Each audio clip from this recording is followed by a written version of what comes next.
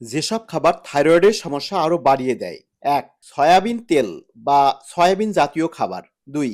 বাঁধাকপি ও ফুলকপি। ৩. কফি জাতীয় পানীয়। ৪. মিষ্টান্ন। ৫.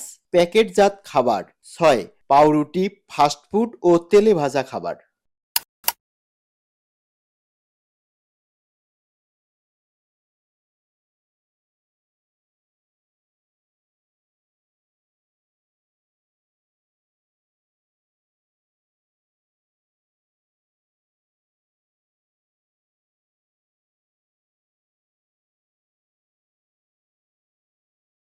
যেসব খাবার বেশি খেলে কিডনিতে পাথর হওয়ার ঝুঁকি বাড়ে: অত্যধিক ক্যালসিয়াম ট্যাবলেট খেলে, অতিরিক্ত মিষ্টি জাতীয় খাবার খেলে, অতিরিক্ত লবণযুক্ত খাবার খেলে, অতিরিক্ত আমিষ জাতীয় খাবার খেলে, কার্বোনেটেড পানীয় যেমন জুস, এনার্জি ড্রিঙ্কস পান করলে, উচ্চ অক্সালেটযুক্ত খাবার যেমন বাঁধাকপি, ব্রোকলি খেলে।